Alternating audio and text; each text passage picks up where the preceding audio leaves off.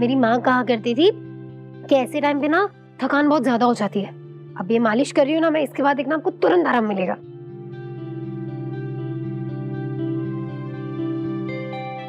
क्या हुआ, आप ऐसे क्यों देख रही है?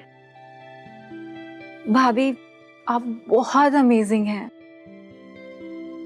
वो तो मैं हूँ, लेकिन आपको पता है मैं इतनी अमेजिंग क्यों हूँ?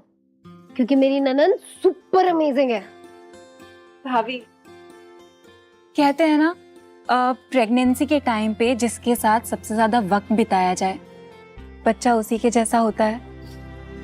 आई एम सो हैप्पी कि बच्चा आप पर जाएगा और आपके संस्कार पाएगा। अरे अरे ये अब क्या कर रही है? घर की बेटियां पाँव नहीं छूती, वो तो लक्ष्मी का अवतार होती है। भाभी ये तो आपका बड़प्पन है, वरना आज भी मुझे याद है वो अचार वाले छोटे से इंसिडेंट पे मैंने आपको कितने गंदे तरीके से ट्रीट किया था। ये आपकी मम्मी जी के लिए उन्होंने मंगवाया था। ये क्या है? ये अचार है, आम का अचार। क्या सचमुच में मेरी मम्मा इसके हाथ का अचार खाने वाली है? हाँ। लिसन मिस इंटर्न, प्लीज मुझसे ज्यादा ना आर्ग्यू मत कीजिए, ना ही मैं आपसे बात कर रही हूँ। Got it? ओहो, वो जो मैंने मम्मी जी के लिए अचार। चित्रा, कुछ भी याद रखती हैं आप, सच्ची। वो तो मैं कब का भूल चुकी। भाभी आप भूल सकती हैं पर मैं नहीं। जब भी मैं आपको देखती हूँ ना मुझे खुद पे बहुत गुस्सा आता है कि जिसने मेरे इतने मुश्किल वक्त में मुझे इतना प्यार दिया, जो सबसे मेरे लिए लड़ रही है, जो मेरे परिवार की ताकत है, मैंने उसके साथ ऐसा बिहेव किया। आई एम सो सॉरी भाभी, प्लीज मुझे माफ कर दीजिए। नहीं नहीं नहीं, ऐसी माफी मांगने वाली कोई बात ही नहीं है। आप बहुत अच्छी है। पहले का तो पता नहीं, पर अब आपके साथ रहते रहते अच्छी हो जाऊंगी।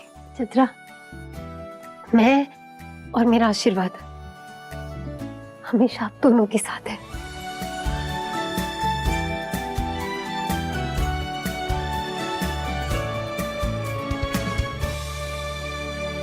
चलो दर्शन कर ही लेते हैं, हैं? आइए साहब, मैं दिखा देता हूँ, आइए। अरे भाई साहब, साहब मैं नहीं, साहब ये हैं श्री रावजी भाई, सुपर फीस्ट फूड्स प्रोडक्ट्स के मालिक। माफ कीजिएगा साहब, वो पहचानने में भूल हो गई थोड़ी। अरे अरे नहीं, कोई बात नहीं, कोई बात नहीं भाई, तुम पहले आदमी थोड़ी हो जो धोखा खा गए। हमको देख के तो लोग अक्सर धोखा खाते ही रहते हैं, लेकिन हम उनके लिए नहीं बदले। हम तो वही पहनते हैं भाई जिसमें हमें आराम लगता है। वैसे भी हमारा मानना है कि आदमी को जो है ना, पैसा कमाना चाहिए, दिखाना नहीं चाहिए। तो इसके लिए महंगे कपड़े खरीदने की क्या जरूरत है? क्यों, ठीक कह रहा हूं ना? हाँ जी। वैसे एक बात है, आदमी तुम अच्छे हो भाई, हमको तुम नौकर समझकर भी उतनी इज्जत दे रहे थे जितनी मालिक को देनी चाहिए। अरे इज्जत पैसों को तो नहीं दी जाती है साहब, स्वभाव को दी जाती है। और वैसे भी इज्जत दूंगा तो ही इज्जत मिलेगी। आइए मैं दर्शन करा देता हूँ, आइए। चलो, जय मिलापनी मैया, माँ की कृपा सब पर बनी रहे। मनोहर, एक चेक तो बना दान पेटी के लिए।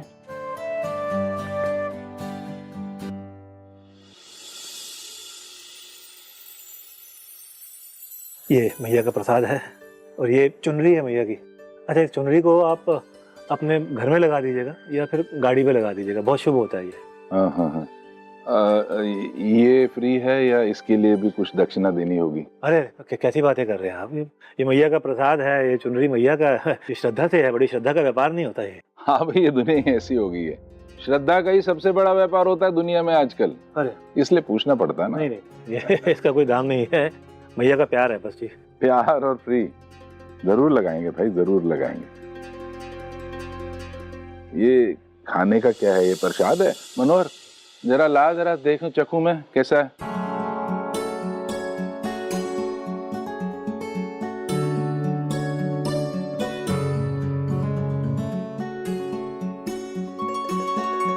वाह भाई वाह, बहुत बढ़िया।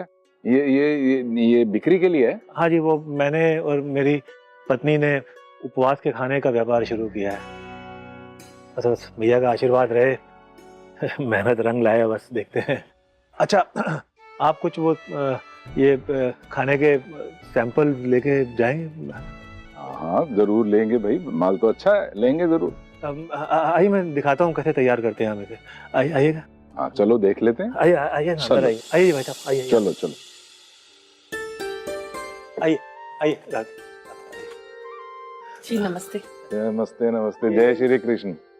यहाँ पर पैकिंग कर दिया जी हम सब। अच्छा अच्छा अच्छा। बिमला, ये सुपर फीस्ट फूड प्रोडक्ट के मालिक हैं। आप राव जी भाई हैं? अच्छा अच्छा। अच्छा, आप ये सारा सामान घर में बनाते हो ना, तभी क्वालिटी इतनी अच्छी है ना। आप अगर अच्छी क्वालिटी का सामान वापरोगे ना, तो आपकी बिक्री कहीं भी नहीं रुकेगी, रफ्तार से चलेगी। हमारे देश में आज भी लोग जो है ना, दुकान नहीं देखते, सामान अच्छा देखते हैं। जी हाँ। बिमला, हर चीज के 2 पैकेट दे देना। हाँ।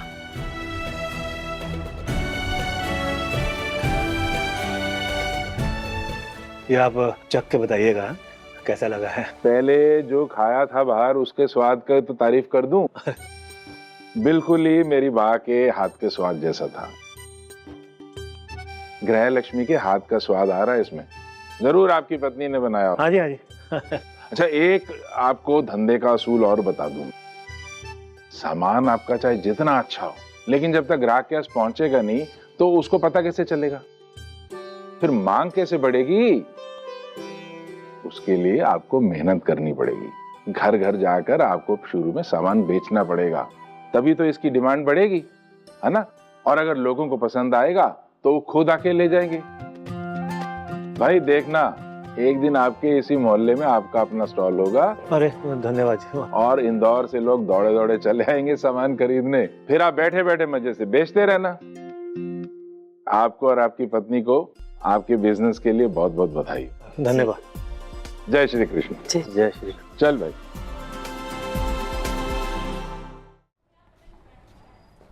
वाह देव जी, क्या भन्नाट प्लान है ये तो। एक बार योगेश सर उन पेपर्स पे साइन कर दे, फिर तो हमारे जीत की शुरुआत हो चुकी। लेकिन विधि, ये सब आसान नहीं होने वाला, क्योंकि योगेश और अम्बा दोनों इस वक्त बहुत चौकन्ना होंगे। और वो योगेश तो पता नहीं साइन करेगा नहीं करेगा। अगर करेगा भी तो तब जब वो कौशिक पे पूरा भरोसा करेगा। और आजकल जैसे हालात चल रहे हैं, वो ये कुछ कह नहीं सकते।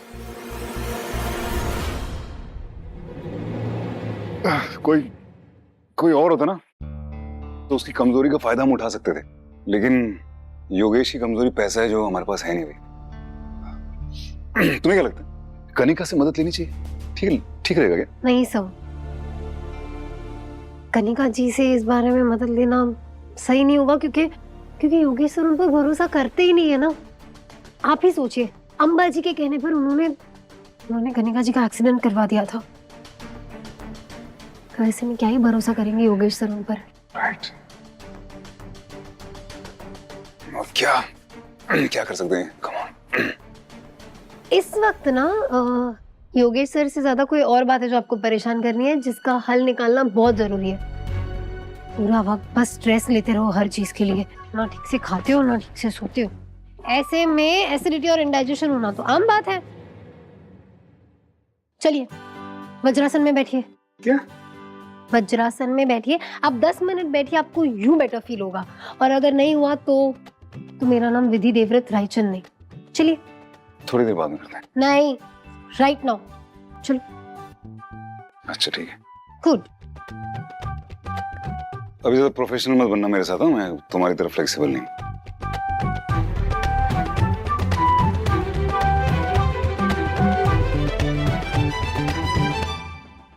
क्या हो गया? मिल गई। क्या मिल गई? योगेश सर की कमजोरी मिल गई। क्या है योगेश की कमजोरी? अगर कोई विधि शर्मा को उसके घुटनों पर ले आए, योगेश सर के सामने जलील करे, तो योगेश सर उस पर पूरा भरोसा भी करेंगे और तुरंत उन पेपर्स पर साइन भी कर देंगे। विधि, योगेश को मुझसे प्रॉब्लम है, तुमसे नहीं। देव जी, आपने मेरी बात ठीक से सुनी नहीं। मैं विधि देवव्रत रायचंद की बात नहीं कर रही हूँ, मैं विधि शर्मा की बात कर रही हूँ, जिससे योगेश सर को बहुत ज्यादा प्रॉब्लम है। इनफैक्ट वो नफरत करते हैं उससे। देव जी, आपको याद है जब मेरी वजह से उन्हें ऑफिस में घुटनों पर चलना पड़ा था?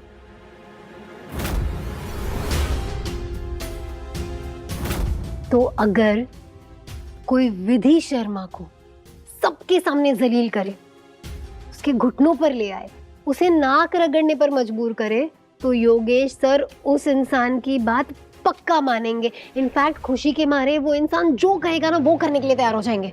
और तुम्हें क्यों लगता है कि मैं तैयार हो जाऊंगा अपनी बीवी की नाक रगड़वाने के लिए, उसे घुटनों पे लाने के लिए? पागल हो गए तुम? नहीं, ये नहीं कर सकते। देव जी, मेरी बात सुनिए। नहीं, ठीक नहीं है। अरे पर हम ये सचमुच में थोड़ी कर रहे हैं, ये तो नाटक होगा ना, ड्रामा। अरे मुझे कोई प्रॉब्लम नहीं है अगर मेरे घुटनों पर चलने से, नाक रगड़ने से मेरे परिवार को उनकी खुशियां वापस मिल जाती है, तो मैं ये मेरे परिवार के लिए, आपके लिए करने के लिए तैयार हूँ। नहीं, लेकिन मैं नहीं देखना चाहता ना वो। प्लीज देव जी, प्लीज मना मत कीजिए। देखिए ये सब झूठ है, ये इसमें से कुछ भी सच नहीं होगा, तो क्या ही प्रॉब्लम है ना, है ना? Please please. ओके।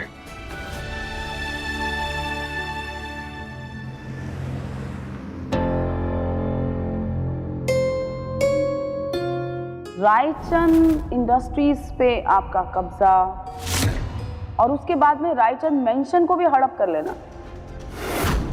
और अब तो रायचंद की बेटी ही गायब हो गई है। जब तक आपकी कुंडली नहीं बन जाती, आपको रोज यहाँ पर अपनी एंट्री करनी पड़ेगी आके। आपको रोज सुबह शाम हमें फोन करना होगा। ये रिक्वेस्ट नहीं है, ऑर्डर है। अगर मैं चाहूँ ना तो अभी के अभी आपको अरेस्ट कर सकती हूँ। वो मैन, आज सूरज कहाँ से जग है? हाँ, अरे करेक्ट जगह से हो गए। अम्मा मैं तो ऑफिस में, इतनी जल्दी? I am surprised.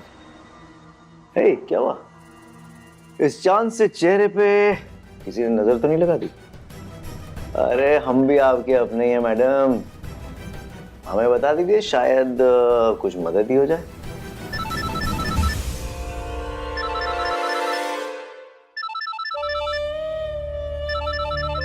ये एसीपी दुर्गा मेरी जान के पीछे क्यों पड़ी है? सांपिन कहीं की। क्या चाहिए इसे मुझसे? क्या हुआ? सबको डराने वाली अम्मा आज पहली बार इतनी डरी हुई क्यों लग रही है? Everything okay?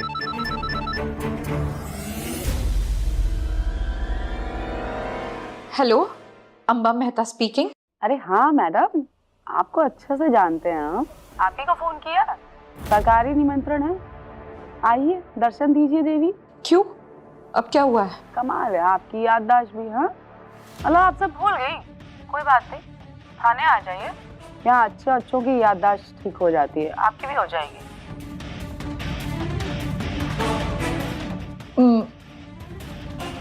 मैं कुछ समझी नहीं। सेम टू सेम है मैडम, हमें भी आपकी कुछ बातें समझ नहीं आई हैं। आप एक काम कीजिए, थाने आ जाइए, ठंडा ठंडा आम रस पियेंगे और बैठ के ना एक दूसरे को समझने की कोशिश करेंगे, है ना? मैं अभी थोड़ी बिजी हूँ। अपॉइंटमेंट नहीं ले रहे हैं, ऑर्डर दे रहे हैं। 1 घंटे में रिपोर्ट कीजिए। अरे श्रीवास्तव जी, वो मेहता वाली फाइल लाइएगा जरा।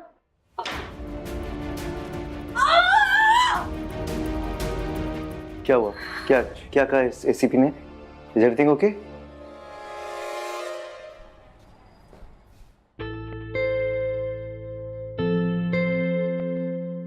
देव जी, चलिए नाश्ता कर लीजिए। ये क्या आप रेडी भी नहीं हुए? काम पे नहीं जाना? मुझे समझ नहीं आ रहा मैं पहनूं क्या। आप कुछ भी पहन लीजिए, आप हैंडसम ही लगते हैं। नहीं विधि, तुमने देखा नहीं है उस ऑफिस में क्या क्या पहनते हैं लोग। मेरी एज का तो पता नहीं कोई है यहाँ पे नहीं, सब तुम्हारी एज के हैं। कुछ कुछ तुमसे थोड़े बड़े होंगे, ऐसा कुछ अजीब से कपड़े पहन के आते हैं यार। ऐसा लगता है जैसे काम पे नहीं पिकनिक पे आए हो। समझ नहीं आता। और बातें अजीब तरीके से करते हैं। हाँ, OMG, चाओ, TTY, पता नहीं क्या क्या। तो इसमें मुश्किल क्या है? सिंपल है। OMG का मतलब है ओ माय गॉड, TTYL का मतलब होता है टॉक टू यू लेटर, और चाओ एकदम कूल वे में बाय बोलना होता है। OMG विधि, तो तुम्हें कैसे पता ये सब? पहले मुझे भी नहीं पता था, लेकिन जब मैंने आपकी कंपनी ज्वाइन की तो वहां पे सब लोग ऐसे ही बात करते थे। यही लिंगो है। क्या लिंगो है यार? आई नो, पहले मुझे भी बहुत परेशानी हुई थी, मुझे भी कुछ खास पसंद नहीं है, लेकिन क्या करें, सबसे बात करने के लिए मैंने भी सीख ली। तो तुम मेरी हेल्प कर दो, मेरे लिए आउटफिट चूज कर लो। मैं वहाँ ऑफिस में एकदम आउटडेटेड लगता हूँ, अजीब सा। पहली बात तो आप कभी आउटडेटेड नहीं लग सकते, पर मैं चूज कर देती हूँ।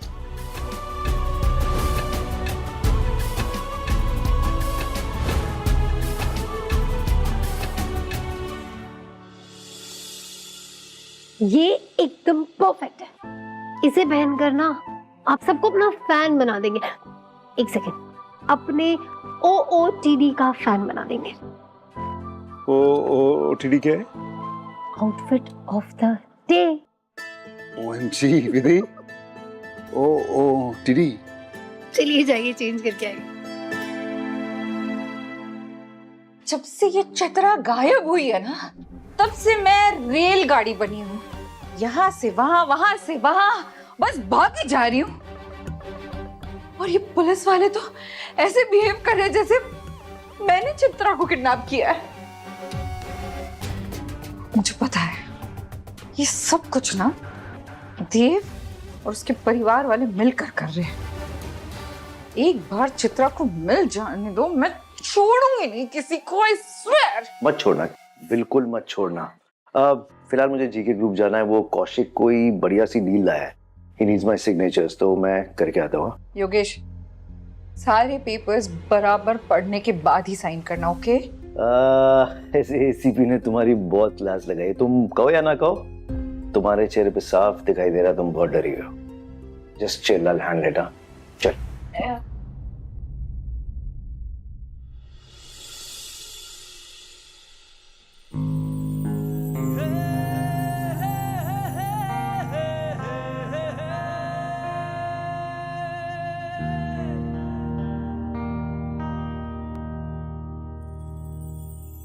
दीजिए, आप तो बहुत हैंडसम लग रहे हैं। बच्चों की तरह तुम। बच्चों जैसे क्या होता है? मैं आपकी वाइफ हूँ, तो मैं जब चाहे तब 2 साल के बच्चे की तरह बिहेव कर सकती हूँ, और जब चाहे। बेसिकली मेरा कहने का मतलब ये है कि हस्बैंड एंड वाइफ होने का सबसे बड़ा प्रॉफिट यही तो होता है कि हम हस्बैंड एंड वाइफ भी हैं, फिर जब चाहे तब बॉयफ्रेंड और गर्लफ्रेंड की तरह भी बिहेव कर सकते हैं, और बेस्ट फ्रेंड भी बन सकते हैं।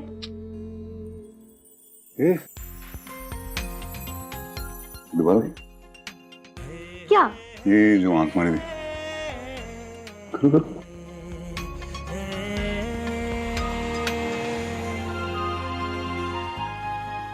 चलिए, लेट हो जाएगा, नाश्ता कर लीजिए।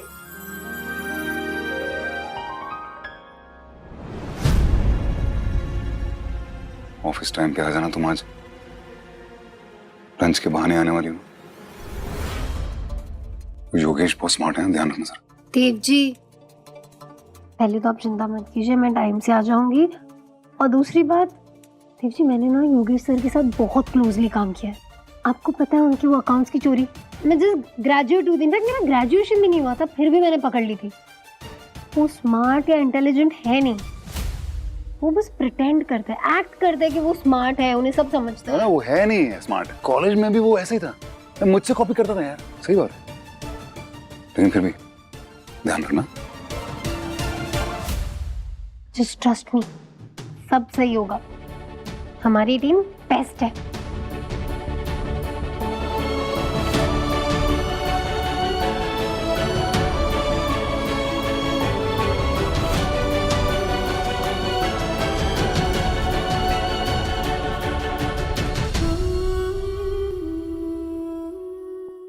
ना